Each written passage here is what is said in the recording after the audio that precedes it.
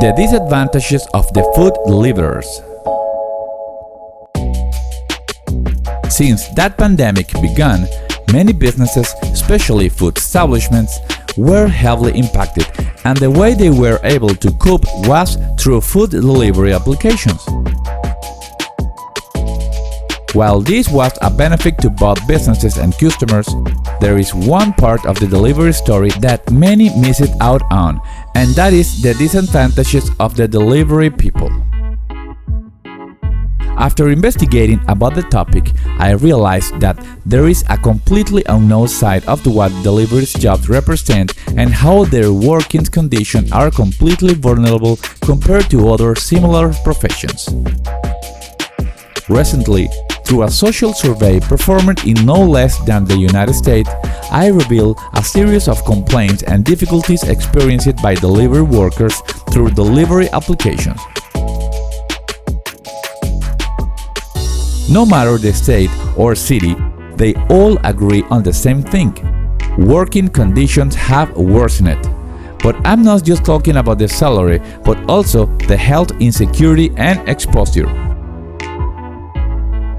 Hundreds and thousands of people who were having a hard time at home decided to take a chance on the street and get an income through platforms like DoorDash, Uber Eats, and Grubhub, which are digital companies in which anyone, regardless of language or nationality, can easily get a job. Although the jobs generated by this application and many more helped and continue to help millions of people, beyond the job opportunity, the life and health of every worker has been affected by many factors, but among the most alarming are the frequent assault and theft of transportation vehicles. It is no secret to any of us that crime today is at its highest level, and since it is one of the most exposed professions in the country, many of them have been victims of beatings, money theft, cell phones, and even the loss of their bicycles and motorcycles. But the fact that the work is dangerous and worrisome is not the problem. In fact, the concern of all these workers is that nobody answers for their losses.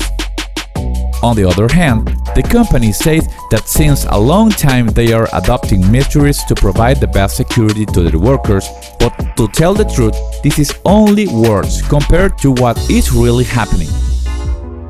Although all of them have provided their workers with mouth caps, gloves, disinfectants, and wet wipes, none of them assume the cost of the loss of the product of the workers' belongings, so the risks are something that accompany the delivery workers since they leave their homes. But what I don't understand is why these companies, even though they don't assume this risk, take cover the tips provided virtually to the delivery men. For example, DoorDash, until a couple of months ago, used the tips that the customer gave to the delivery men to cover the payroll expenses. And I don't know what about you, but that's unforgivable. If you like this video, don't forget to like it and subscribe for more content. Although there are some companies that do tip workers 100%, as for example Uber Eats, the truth is that very few companies do this. Besides the theft and insecurity, many workers complain about the rejection by many customers, especially in restaurants, who deny them the use of the bathroom for health reasons, and this forces them to urinate in plastic bottles. Can you imagine to go through this every day? Well, this is something that the delivery people experience every day. In terms of worker wages, it considers aspects like the estimated delivery time and the distance of a trip, plus tips if the company gives them or not, and although food delivery companies during the pandemic have increased sales, worker wages have stayed about the same. Some food delivery applications say drivers can earn up to $22 per hour, including tips, but many drivers across the country say they have never earned a sum like that.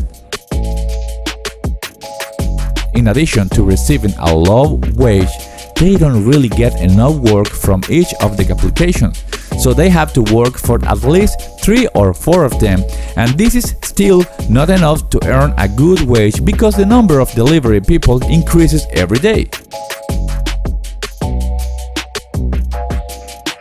I personally believe that this is one of the professions left in oblivion, and if you ask any delivery man, one of them will always have a hard story, as the fact that they can't afford the rent, that they don't have enough food in the fridge for the week and must ration the food, that they work in the rain without being able to complain, and many other situations that break heart. There is no age that can be saved from this labor abandonment. Exist cases where people older than 40 years have established demands to different applications for not giving them their tips or to support their expenses when they acquired COVID.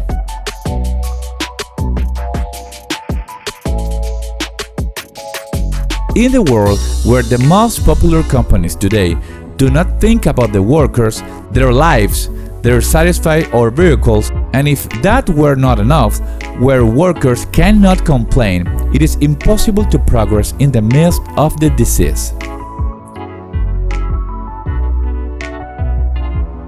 Thanks to all the people like me and many delivery people who have decided not to remain silent and continue to denounce all the disadvantages of this profession, now many parts of the United States are beginning to pay attention and analyze the way in which these platforms can contribute more than simple deliveries.